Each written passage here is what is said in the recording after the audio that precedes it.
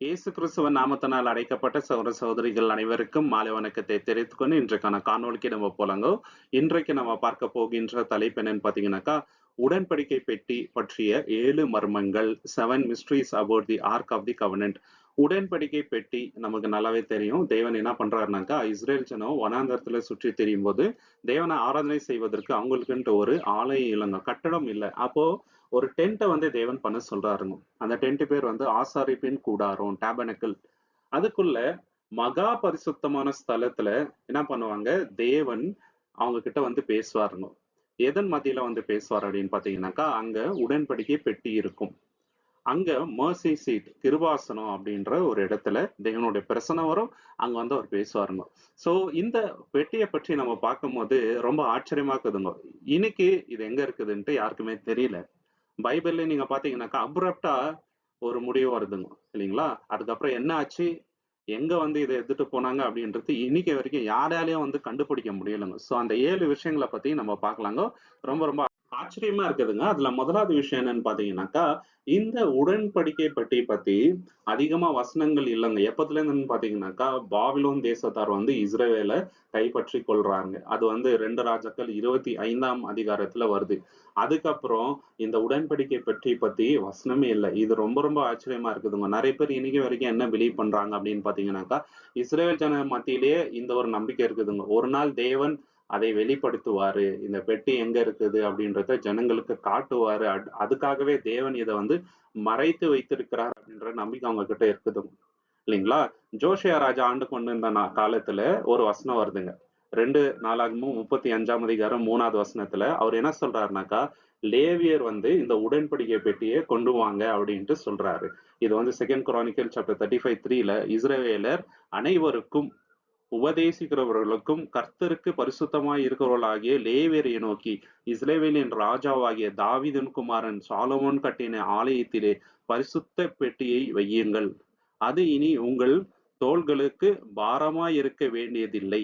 இப்பொழுது உங்கள் தேவனாகிய கர்த்தருக்கும் அவருடைய ஜனமாகிய இஸ்ரவேலுக்கும் பணிவிடை செய்து. பாத்தீங்களா? சோ என்ன சொல்றாருங்க, இந்த உடன்படிக்கை பெட்டியை ஆலயத்துல வையுங்க அப்படின்ற ஒரு கட்டளை வந்து கொடுக்குறாருங்க. அதுக்கப்புறம் சில வருடங்கள் கழித்து என்ன ஆகுதுன்னு பாத்தீங்கன்னாக்கா, தொடர்ந்து ராஜாக்கள் தேவனுக்கு விரோதமா பாவம் செஞ்சுட்டே வராருங்க. தேவனுக்கு கடும் கோபம் வந்து ஏற்படுது. அவங்களுக்கு தண்டனை கொடுக்கும் விதமாக என்ன பண்றாரு, பாபிலோன் தேசத்தார இஸ்ரேலுக்கு அனுப்பி இஸ்ரேலை வந்து நாசம் பண்ணிடுறாருங்க. கொளுத்தி போட்டு நிறைய பேரை வந்து அடிமையா பிடிச்சிட்டு போயிடறாங்க. சோ இந்த இடத்துல நம்ம கூர்ந்து கவனிக்க வேண்டியது என்னன்னு பாத்தீங்கன்னாக்கா, இந்த உடன்படிக்கை பெட்டிகைக்கு ரொம்ப இம்பார்ட்டன்ஸ் வந்து கொடுத்துட்டு இருந்தாங்க இல்லைங்களா? ஏன்னா தேவனுடைய பிரசனம் அதன் மேல வரும். அவ்வளவு இம்பார்ட்டன்ஸ் இருந்துச்சு. இங்க வந்து ரெக்கார்டே இல்லைங்க. இவங்க வந்து அந்த ஊரை வந்து கொளுத்துறாங்க, ஆலயத்தை வந்து டிஸ்ட்ராய் பண்றாங்க. ஆனா இந்த உடன்படிக்கை பெட்டி எங்க கொண்டு போனாங்க, எங்க வச்சாங்க அப்படின்றதுக்கு ரெக்கார்டு இல்லைங்க. தேவன் அதை ரகசியமா வச்சிருக்கிறாருன்றத இதுல இருந்து நம்ம பார்க்கலாம். 2 ராஜாக்கள் 25ஆம் அதிகாரம் 8ல இருந்து 10, 2 Kings chapter 25 8 to 10ல பாபிலோன் ராஜாவாகிய நேபுகாத் நேசரின் 19ஆம் வருஷம் 5ஆம் மாதம் 7ஆம் தேதியிலே பாபிலோன் ராஜாவின் ஊழியக்காரனாகிய நெபுசராதன் என்னும் காவல் சேனாபதி எருசலேமுக்கு வந்து கர்த்தருடைய ஆலயத்தையும் ராஜாவின் அரண்மனையையும் எருசலேமில் உள்ள எல்லா வீடுகளையும் சுட்டெரித்தான். பெரிய வீடுகளை எல்லாம் அக்னியிலே சுட்டெரித்தான். பாத்தீங்களா? ஆலயத்தை வந்து சுட்டெரிக்கிறாரு, அப்புறம் அரண்மனையை வந்து சுட்டெரிக்கிறாரு, எல்லாத்தையும் வந்து சுட்டெரிக்கிறாரு இல்லைங்களா? ஆனா இங்க அந்த ரெக்கார்டு இல்லை. இந்த முக்கியமான விஷயமா கருதப்பட்ட ஆலயத்துல இருந்த இந்த உடன்படிக்கை என்ன ஆச்சு அப்படின்றதுக்கு ஒரு ரெக்கார்டுமே இல்லைங்க. அதுக்கப்புறம் நம்ம பார்க்கும் பொழுது எரேமியா தீர்க்கதரிசி மூலயமாக தேவன் ஒண்ணு வந்து வெளிப்படுத்துறாருங்க. அதாவது இஸ்ரேல் ஜனம் வந்து அடிமையா போயிடறாங்க பாபிலோன்ல. அதுக்கப்புறம் என்ன நடக்கும், பழைய மாதிரி வந்து தேவனை அவங்க துதிப்பாங்களா, இந்த உடன்படிக்கை பெட்டிக்கு வந்து அவங்க முக்கியத்துவம் கொடுப்பாங்களா அப்படின்ட்டு தேவன் சொல்றாரு. நம்ம பார்க்கும்போது ரொம்ப ஆச்சரியமா இருக்குதுங்க. ஜனங்க வந்து அதை பத்தி மறந்துருவாங்க, அதை பத்தி அவங்க வந்து நினைவுல வைக்கிறதே இல்லை அப்படின்ட்டு சொல்றாருங்க. இது ரொம்ப ரொம்ப முக்கியமான ஒரு வசனமா இருக்குதுங்க. எரேமியா 3ஆம் அதிகாரம் 16வது வசனத்துல, ஜெரேமியா chapter 3:16, நீங்கள் தேசத்திலே பெருகி பழுகும் அந்நாட்களிலே அவர்கள் கர்த்தருடைய உடன்படிக்கையை பொட்டி என்றும் இனி சொல்வது இல்லை, அதை நினைவும் வருவதும் இல்லை, அவர்கள் அதை பற்றி பேசுவதும் இல்லை, அதை தேடுகிறதும் இல்லை, அது இனி செய்யப்படுவதும் இல்லை என்று கர்த்தர் சொல்கிறார். பாத்தீங்களா? நினைவுலும் வராது, எதுவுமே பண்ண மாட்டாங்க, அதை பத்தி பேசவும் மாட்டாங்க. அப்படி தேவன் வந்து சொல்றாருங்க. அந்த அளவுக்கு ஆச்சரியமா இருக்குதுங்க. அதே போலவும் நடந்தது. 2வது இந்த உடன்படிக்கை பெட்டிக்குள்ள என்னென்ன இருந்தது அப்படின்றத நம்ம பார்க்கலாங்க. உபாகமம் 10ஆம் அதிகாரம் 5வது வசனத்துல டியூட்ரானமி சாப்டர் 10 வெர்ஸ் 5 நான் திரும்பி மலையில் இருந்து இறங்கி வந்து கர்த்தர் எனக்கு கட்டளையிட்டபடியே பலகைகளை நான் செய்து பெட்டியிலே வைத்தேன். அவைகள் இப்பொழுதும் அதிலே இருக்கிறது. அந்த பெட்டியில என்ன வச்சிருக்கிறாருங்க? பலகை. அதாவது தேவன் கொடுத்த அந்த கட்டளைகளை எழுதி மோசே வந்து உள்ள வச்சாருங்க இல்லைங்களா? அந்த டேப்லெட்ஸ் முக்கியமான விஷயங்க. இது வந்து அந்த பெட்டிக்குள்ள நினைவாக வைத்தாருங்க. 2வது எதை வைத்தாங்க அப்படின்னு பாத்தீங்கன்னாக்கா ஆரோனின் கோல். ஏன்னா தேவன் வந்து ஆரோனின் கோல் மூலியமாக பெரிய அற்புத அடையாளங்களை செய்தாருங்க. தேவனுடைய வல்லமை வந்து வெளிப்பட்டது. அதனால அடையாளமாக அந்த கோலையும் வந்து வைக்கிறாங்க. என்னாகும் 17ஆம் அதிகாரம் 10வது வசனத்துல நம்பர்ஸ் சாப்டர் 17 வெர்ஸ் 10 கர்த்தர் மோசையை நோக்கி ஆரோனின் கோல் இக்கால அடையாளமாக இருக்கும்படி அதை மறுபடியும் சாட்சி பெட்டிக்கு முன்பாக கொண்டு போய் இப்படி அவர்கள் எனக்கு விரோதமாய் முறுமுறுப்பதை நிறுத்துவாய் அப்பொழுது அவர்கள் சாக மாட்டார்கள் என்றார். பாத்தீங்களா? சோ இத வந்து நினைவாக நீ வந்து செய்யணும். அப்போ அவங்க வந்து சாக மாட்டாங்க அப்படின்னு சொல்லிட்டு. சோ அதுக்கப்புறம் அந்த ஆரோன் கோல் வந்து அந்த பெட்டிக்குள்ள வந்து வைக்கிறாங்க. அடுத்து என்ன வைக்கிறாங்கன்னு பாத்தீங்கன்னாக்கா ஒரு ஜார் ஃபுல்லாக மன்னா. தேவன் வல்லமையா என்ன பண்ணாருங்க? 40 வருஷம் அளவும் அவங்கள மன்னாவால் போதித்தாருங்க. பரலோகத்துல இருந்து அவங்களுக்கு ஃபுட் அனுப்புறாருங்க. எவ்வளவு பெரியவருங்க நம்மளுடைய தேவன். இதை வந்து அடையாளமாக வைக்கிறாருங்க. எபிரேயர் 9ஆம் அதிகாரம் 4வது வசனம், ஹீப்ரூஸ் சாப்டர் 9 வெர்ஸ் 4 அதிலே பொன்னால் செய்த தூப கலசமும் சுற்றிலும் பொன் தகடு அமைக்கப்பட்ட உடன்படிக்கை பெட்டியும் இருந்தது. அந்த பொட்டிக்குள் மன்னா வைக்கப்பட்ட பொற்பாத்திரம், முக்கியமான ஒரு விஷயங்க, பொற்பாத்திரம். அந்த பாத்திரம் எதனால செய்யப்பட்டு இருந்ததுன்னு பாத்தீங்கன்னாக்கா ஃபுல் அண்ட் ஃபுல் கோல்டு. அதுக்குள்ள வந்து மன்னா 3 விஷயங்கள் அதற்குள்ள இருந்துச்சுங்க. அதுல முதலாவது என்னன்னு பார்க்கும்போது உடன்படிக்கை பலகை, 2 ஸ்டோன் டேப்லெட் தேவன் கொடுத்தது.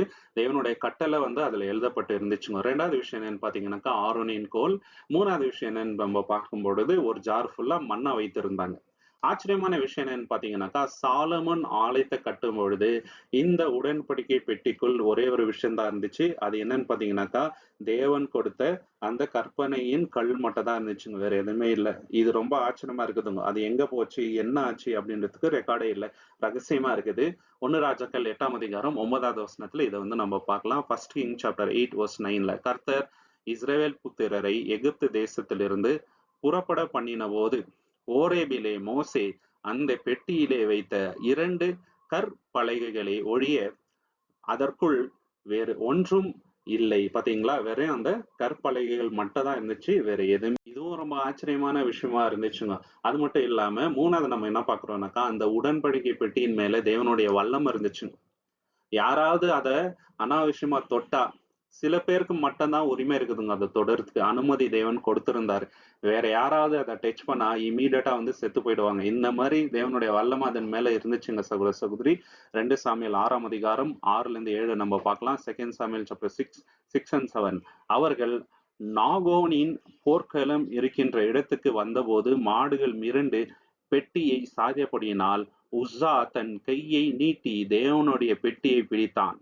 அப்பொழுது கர்த்தருக்கு உஸ்ஸாவின் மேல் கோபம் உண்டது. அவனுடைய துணிக்கரத்தின் நிமித்தம் தேவன் அங்கே அவனை அடித்தார். அவன் அங்கே தேவனுடைய பொட்டியின் அண்டையில் செத்தான். பாத்தீங்களா? அங்கேயே தேவன் சாவடிச்சிட்டாருங்க. ஏன் அப்படின்னு பார்க்கும்போது அங்க இருக்கிற ஜனங்கள் வந்து உணரணும், தேவனுக்கு அது ரொம்ப பரிசுத்தமான ஒரு விஷயமா இருக்குது. எல்லாரும் போய் கை வைக்க கூடாது. தேவன் சொன்ன வார்த்தையை வந்து நம்ம கீழ்ப்படியணும் அப்படின்றத அவங்களுக்கு உணர வைக்கும் விதமாக தேவன் இந்த காரியத்தை வந்து செய்தாருங்க. அடுத்து இந்த உடன்படிக்கை பெட்டிய பிலிஸ்தர்கள் என்ன பண்றாங்கன்னாக்கா அவங்க ஊருக்கு வந்து தூக்கின்னு போயிடுறாருங்க. அப்ப என்ன ஆகுதுன்னு பாத்தீங்கன்னாக்கா அந்த ஊர்ல இருக்கிறவங்களுக்கெல்லாம் வியாதி வந்துருதுங்க. நிறைய பிளேக்ஸ் வந்து நிறைய பேர் வந்து ரொம்ப கஷ்டப்படுறாருங்க அந்த ஊர்ல. தேவனுடைய கோபாக்கினை அவங்க மேல வந்துச்சுங்க சகோதர சகோதரி. அது மட்டும் இல்லாம இந்த உடன்படிக்கை பெட்டியை அனாவசியமா உத்து பார்த்தபடியினால் கிட்டத்தட்ட 50,000 பேருக்கு மேலான ஜனங்கள் வந்து செத்து போயிட்டாருங்க. தேவனோட கோபாக்கினை அவங்க மேலேயே வந்துச்சு. 1 சாமுவேல் 6ஆம் அதிகாரம் 19வது வசனம். 1 சாமுவேல் சாப்டர் 6 verse 19 பெட்டிக்குள் எட்டி பார்த்தபடியினால் அவர் பெத்சேமிஷின் மனுஷரில் 50,070 பேரை அடித்தார். பாத்தீங்களா? எவ்வளவு பேருங்க? 50,070 பேரை வந்து தேவன் அடித்தார். கர்த்தர் ஜனங்களை மகா சங்காரமாய் அடித்தபடியினால் ஜனங்கள் துக்கித்துக் கொண்டிருந்தார்கள். பாத்தீங்களா? 50,000 பேருக்கு மேல ஜனங்கள் செத்து போகும்போது எல்லாருக்கும் பயம் வந்துச்சுங்க. இதெல்லாம் ஏன் தேவன் பண்றாரு அப்படின்னு பாத்தீங்கன்னாக்கா, பரிசுத்தம் இல்லாம யாரும் வந்து தேவனை நெருங்க முடியாதுங்க. தேவனுடைய பிரசன்னம் வந்து அந்த உடன்படிக்கை பெட்டி மேல வந்துச்சு. அவ்ளோ பரிசுத்தமான விஷயம். தேவன் பரிசுத்தத்துக்கு ரொம்ப ரொம்ப இம்பார்ட்டன்ஸ் குடுத்தாருங்க. அந்த ஆசாரியர்கள் கூட வந்து ட்ரெஸ் கிளீனா பண்ணிட்டு தான் போணும். ஏதாவது ஒரு மிஸ்டேக் இருந்துச்சுனாக்கா செத்துருவாங்க. சோ தேவன் வந்து இந்த அளவுக்கு பரிசுத்தத்துக்கு இம்பார்ட்டன்ஸ் குடுத்தாங்க. தேவனுடைய கோபாக்கினைக்கு எவ்வளவு கொடூரமானது அப்படின்றத அவங்களுக்கு காமிச்சாருங்க. தேவனுடைய வார்த்தைக்கு செவி கொடுக்காம நம்ம இஷ்டத்துக்கு நடந்தா என்ன நடக்கும் அப்படின்றத அவங்களுக்கு உணர வைத்தாரு தேவன். அது மட்டும் இல்லாம இந்த உடன்படிக்கை பெட்டி கிட்ட போனோம்னாக்கா வெறும் பிரதான ஆசாரிக்கு மட்டும் தான் அனுமதி உண்டு. வருஷத்துக்கு ஒரு தடவை மட்டும் தான் அவர் வந்து போனாங்க. நெஞ்ச டைம்ல எல்லாம் போக முடியாது. அப்படி போனாருனாக்கா அவர் செத்துருவாரு. இதுதான் வந்து தேவன் கட்டளையாக கொடுத்தார். லேவியாகமம் 16ஆம் அதிகாரம் 2வது வசனத்துல பார்க்கலாங்க. லெவிட்டிகஸ் சாப்டர் 16 verse 2ல கர்த்தர் மோசேயை நோக்கி, உன் சகோதரனாகிய ஆரோன் சாகாதிருக்க வேண்டுமானால் அவன் பரிசுத்த ஸ்தலத்தில் உள்ள திரைச்சீலைக்குள்ளே பொட்டியின் மேல் இருக்கின்ற கிருபாசனத்திற்கு முன்பாக எக்காலத்திலும் பிரவேசிக்கலாகாது. நான் கிருபாசனத்தின் மேல் மேகத்தில் தரிசனமாவேன் என்று சொல். பாத்தீங்களா? நான் அங்க தரிசனமாவேன். அதனால எக்காலத்திலும் வந்து அவர் போற மாதிரி கிடையாது. தேவன் வந்து ஒரு நாளை வந்து நியமித்தாருங்க. அந்த நாள்ல மட்டும் தான் அவர் வந்து போனோங்க. அப்படி அவர் இஷ்டத்துக்கு வேற நாள்ல போனாக்கா செத்துடுவாரு. இல்லைங்களா? அது மட்டும் இல்லாம இந்த உடன்படிக்கை பெட்டியை எல்லாரும் தூக்க முடியாதுங்க. குறிப்பிட்ட சிலர் மட்டும் தான் தூக்கணும். அவங்க பேர் வந்து கோத்தாயிட்ஸ். அவங்களுக்கு மட்டும் தான் அனுமதி உண்டு. அதுவும் வந்து அவங்க அனாவசியமா தொடக்கூடாதுங்க. எப்படி தூக்கணும் அப்படின்றத கூட கிளீனா எக்ஸ்பிளைன் பண்றாரு தேவன். என்னாகமம் 4ஆம் அதிகாரம் 15வது வசனத்துல நம்பர்ஸ் சாப்டர் 4:15 பாளையம் புறப்படும் போது ஆரோனும் அவன் குமாரரும் பரிசுத்த ஸ்தலத்தையும் அதனுடைய எல்லா பனிமுட்டுக்களையும் மூடி முடித்த பின்பு கோஆத் புத்திரர், இந்த கோஆத் புத்திரருக்கு தான் இதை தூக்குறதுக்கு அனுமதி உண்டு. அதை எடுத்துக்கொண்டு போகும்படி வரக்கடவார்கள். அவர்கள் சாகாதபடிக்கு பரிசுத்தமானதை தொடலாகாது. இவைகள் ஆசாரிப்பு கூடாரத்தில் கோஆத் புத்திரர் சுமக்க வேண்டிய சுமைகள். பாத்தீங்களா? டக்குன்னு போய் அதை டச் பண்ற மாதிரி இல்லைங்க. தேவன் அந்த அளவுக்கு தான் அவங்களுக்கு அனுமதி கொடுத்தாரு. அந்த பொட்டியின் மேல கை வைக்கிற மாதிரி இல்லைங்க. இந்த அளவுக்கு தெளிவா தேவன் அவங்களுக்கு கட்டளைகளை கொடுத்தார். இதை மீறும் போது தேவனுக்கு ரொம்ப ரொம்ப கோவம் வந்துச்சுங்க அவங்க மேல. 4வது விஷயம் என்னன்னு பாத்தீங்கன்னாக்கா, இந்த உடன்படிக்கை பெட்டி தேவனுடைய சிங்காசனமாக கருதப்பட்டுச்சுங்க. அது எப்படின்றத நம்ம பார்க்கலாம். ஏன்னா தேவனுடைய பிரச்சனை ஆச்சுனாக்கா இதன் மேல வந்துச்சுங்க. அதுதான் வந்து நம்ம பாக்குறோம்.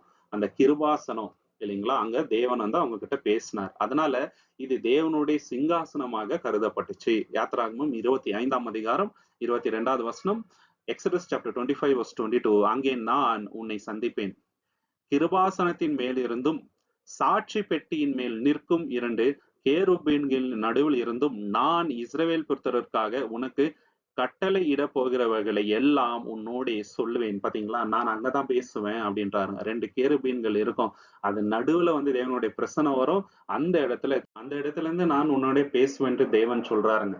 அதனால்தான் தேவனுக்கு வந்து ஒரு டைட்டில் வருதுங்க. அவருக்கு ஒரு பேர் கிடைக்குதுங்க இதுல. ஏன்னா தேவனுக்கு ஏராளமான பேர்கள் உண்டு இல்லைங்களா? ஆபிரகாமின் தேவன், ஈசாக்கின் தேவன், சமாதானத்தின் தேவன், இன்னும் சொல்லிட்டே போலாங்க. சேனைகளின் கர்த்தர்.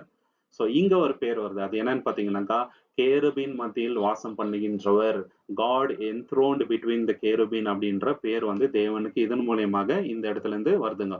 சங்கீதம் 80ஆம் அதிகாரம் 1வது வசனம், சாம் சாப்டர் 80 verse 1ல நம்ம பார்க்கலாம். இஸ்ரவேலை மேய்க்கிறவரே, யோசேப்பை ஆட்டு மந்தை போல நடத்துகிறவரே, செவிக்கொடும் கேருபீன்கள் மத்தியில் வாசம் பண்ணுகிறவரே, பிரகாசியும். பாத்தீங்களா? கேருபீன்கள் மத்தியில் வாசம் பண்ணுகிறவரே அப்படின்ட்டு தேவனை வந்து நோக்கி கூப்பிடுறாங்க. அவங்க ஜெபத்துல எல்லாம் இப்படிதான் வந்து அவங்க ஜெபம் பண்றாங்க. அது மட்டும் இல்லாம அவருடைய பாதப்படியாக இது வந்து பார்க்கப்பட்டுச்சுங்க. 1 நாளாகவும் 28ஆம் அதிகாரம் 2வது வசனம், ஃபர்ஸ்ட் குரானிக்கல் சாப்டர் 28 verse 2ல தாவீது ராஜா எழுந்து காலூன்றி நின்று, என் சகோதரரே, என் ஜனங்களே, நான் சொல்வதை கேளுங்கள். கர்த்தருடைய உடன்படிக்கை பெட்டியும் நமது தேவனுடைய பாதப்படியையும். பாத்தீங்களா? அந்த உடன்படிக்கை பெட்டி என்னன்னு இவர் சொல்றாரு பாத்தீங்கன்னாக்கா, தேவனுடைய பாதப்படி. ஏன்னா தேவனுடைய சிங்காசனமாக அது கருதப்பட்டுச்சு இல்லைங்களா? தேவனுடைய பிரசனம் அங்க வருதுனால தேவன் அங்க இருக்கிறாரு, அவருடைய பாதப்படியாக வந்து அது இருக்குது அப்படின்னு சொல்லிட்டு தாவீது ராஜா சொல்றாருங்க. சோ அப்படியா அது பார்க்கப்பட்டுச்சுங்க. அந்த அளவுக்கு முக்கியத்துவம் இஸ்ரேல் ஜனம் அதற்கு கொடுத்தாங்க. 5வது விஷயம் என்னன்னு பாத்தீங்கன்னாக்கா, இது எங்க இருக்குது அப்படின்றது இன்னைக்கு வரைக்கும் ஒரு மறைப்பொருளா இருக்குது. ஆனா ஜனங்கள் மத்தியில சில நம்பிக்கைகள் இருக்குதுங்க. தியரீஸ். இங்க இருக்குது, அங்க இருக்குது அப்படின்ட்டு. அது ஒண்ணொண்ணா நம்ம வந்து பார்க்கலாங்க. முதலாவது வந்து எருசலேம்ல வந்து ஆலயத்தின் மலை இருக்குது இல்லைங்களா? அங்க வந்து மறைக்கப்பட்டு இருக்குதுன்ற ஒரு நம்பிக்கை இஸ்ரேல் ஜனங்கள் மத்தியில இன்னைக்கு வரைக்கும் இருக்குதுங்க. அது மட்டும் இல்லாம எத்தியோப்பியா தேசத்துல வந்து இருக்குது அப்படின்ட்டு ஒரு ட்ரெடிஷன் சொல்லுதுங்க. எத்தியோப்பியா ஜனங்க வந்து நம்புறாருங்க. இந்த இடத்துல தான் இது வந்து இருக்குது அப்படின்னு சொல்லிட்டு அங்க தேவனை ஆராதிக்கிறதுக்கு நம்ம இன்னைக்கு வரைக்கும் பாக்குறோம். மெக்கபீஸ் அப்படின்ற ஒரு புஸ்தகம் இருக்குதுங்க ரோமன் கேத்தலிக் பைபிள்ல. அதுல என்ன சொல்லப்பட்டு இருக்குது அப்படின்னு பாத்தீங்கன்னாக்கா, எரேமியா தீர்க்கதரிசி தான் இதை வந்து ஒளித்து வைத்துட்டார் அப்படின்ற ஒரு வசனமே இருக்குதுங்க சகோதர சகோதரி. இப்படி இருக்கும்போது தேவன் ஒரு வெளிப்பாடு நமக்கு வெளிப்படுத்தல் புஸ்தகத்துல தராது. அதாவது பரலோகத்துல வந்து அது இருக்குது அப்படின்ற மாதிரி. இது வந்து வெளிப்படுத்தல் 11ஆம் அதிகாரம் 19வது வசனத்துல நம்ம பார்க்கலாங்க. ரெவலேஷன் சாப்டர் 11 வர்ஸ் 19ல அப்பொழுது பரலோகத்தில் தேவனுடைய ஆலயம் திறக்கப்பட்டது. பாத்தீங்களா? தேவனுடைய ஆலயம் எங்க திறக்கப்படுதுனாக்கா பரலோகத்துல.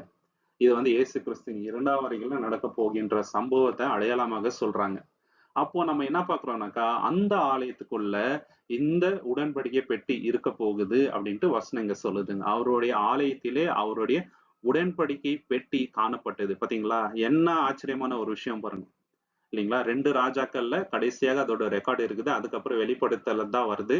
இல்லைங்களா? எங்க வருதுனாக்கா பரலோகத்துல வருது. பூமியில வந்து மறைக்கப்பட்டது, பரலோகத்துல வந்து காணப்படுது. தேவனும் செய்கின்ற அதிசயமான காரியம் வந்து இதுங்க.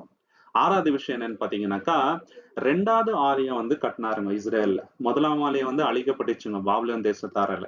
அப்புறம் என்ன பண்றாங்கன்னாக்கா, எஸ்ரா வந்து இஸ்ரேலுக்கு போறாங்க. திருப்பி அந்த ஆலயத்தை கட்டுறாருங்க. ஆனா ஆலயம் மாதிரி இந்த ஆலயம் இல்ல.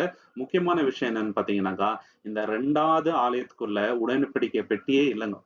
உடன்படிக்கை பெட்டி இல்லாம மகாபரிசுத்த ஸ்தலம் என்ன ஆயிடுச்சுன்னு பாத்தீங்கன்னாக்கா எம்டிஆர் இருந்துச்சு. ரொம்ப ஆச்சரியமான விஷயங்க. எஸ்ரா 3ஆம் அதிகாரம் 10-11ல நம்ம வந்து பார்க்கலாங்க. எஸ்ரா சாப்டர் 3, 10 and 11 சிற்பிகள் கர்த்தருடைய ஆலயத்திற்கு அஸ்திபாரம் போடுகிற போது இஸ்ரவேல் ராஜாவாகிய தாவீதினுடைய கட்டளையின்படியே கர்த்தரை துதிக்கும்படி ஸ்தோத்திரங்களையும் எக்காலங்களையும் ஊதுகின்ற ஆசாரியர்களும் தாளங்களையும் கொடுக்கின்ற ஆசாப்பின் புத்திரராகிய லேவியரும் நிறுத்தப்பட்டார்கள்.